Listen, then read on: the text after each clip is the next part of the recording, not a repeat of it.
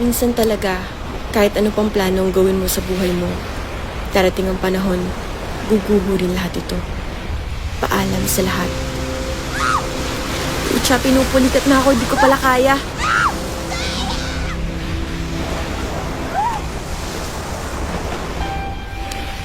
Yes? Okay ka lang?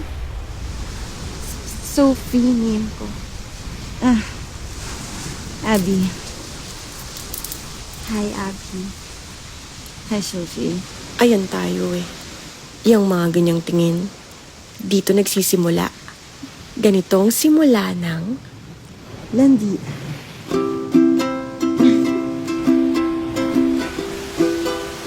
Welcome to my B&B! Birthday ko nga pala. Ha? Hindi nga.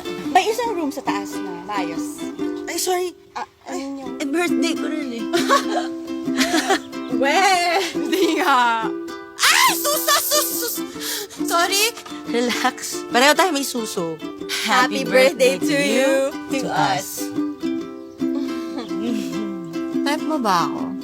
Hindi nga. Type mo ako eh.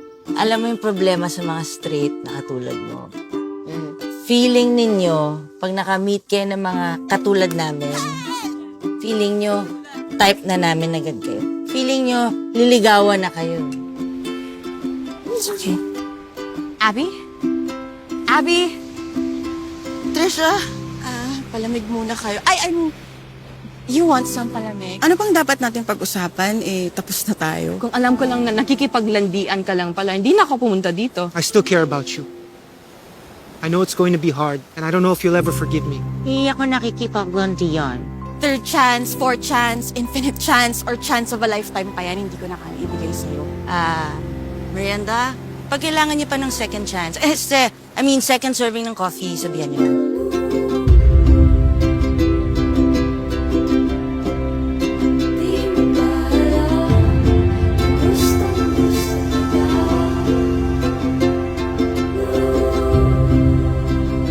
Hindi naman sa ayaw ko sa'yo. Mahirap lang ma-develop.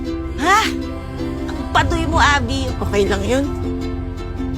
Isa lang naman ako malaking sagabal sa'yo eh.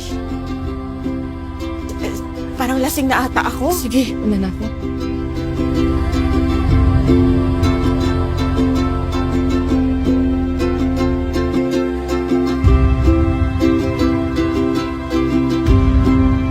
Pero alam mo, cute ka eh.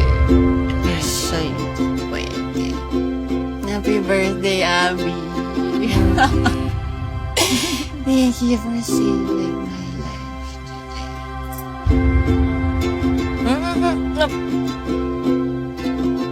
Alam mo, cute ka rin eh. Pero hindi pwede.